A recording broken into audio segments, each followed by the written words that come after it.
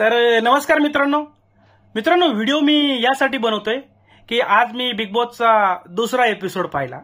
मित्रांनो या एपिसोडमध्ये सांगण्यासारखं बरंच काही आहे, पण एवढं काय आपल्याला सांगत बसायचं नाहीये। मी थोडक्यात 2च मिनिटं बोलणार आहे, ते फक्त तुम्ही ऐकून घ्या।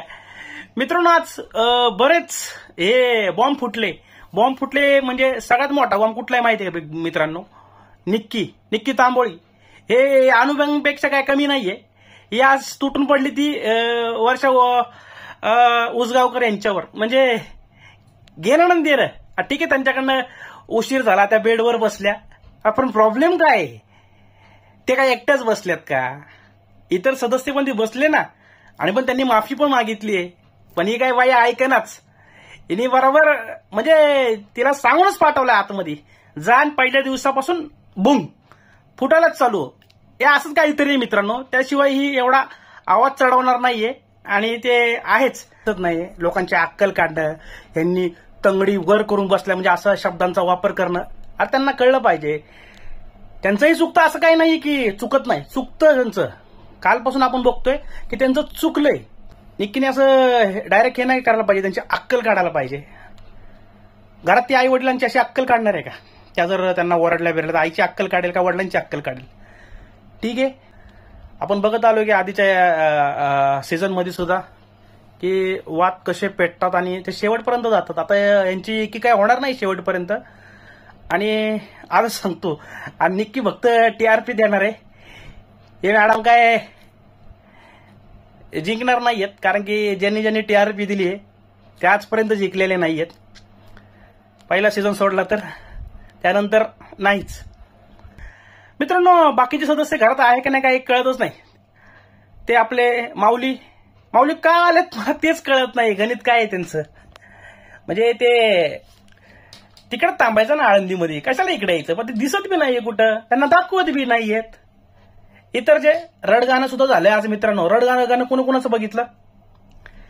पहिली रडली कोण माहिती आहे तुम्हाला? योगिता चव्हाण पहिल्या। दुसऱ्या कोण रडल्या माहितीये?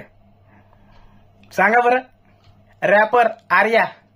तिसऱ्या अनुभव निक्की मॅडम, आणि चौथ्या कोण माहितीये का? वर्षा उसगावकर स्वतः। या स्वतः सगळ्या रडल्यात। म्हणजे यांना फक्त भांडणं करा, रडा, याचे पैसे मिळू राहिले। अवघड आहे बाबा, आले डेंजर काम आहे राव हे।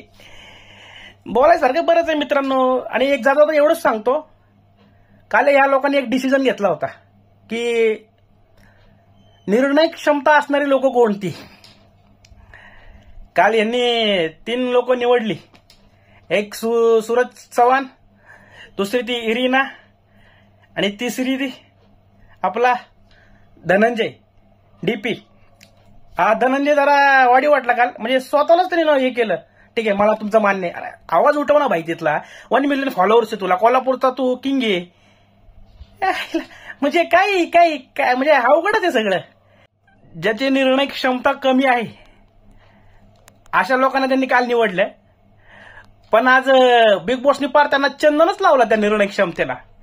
म्हणजे ज्यांची निर्णय क्षमता कमी आहे त्यांना घरातला बाजार खरेदी करायला लावला। म्हणजे घरातले भाजीपाला, धान्य, वॉशरूम, म्हणजे काय वापर करायचं त्यांना विकत घेण्याची ताकद, पॉवर त्यांना दिली।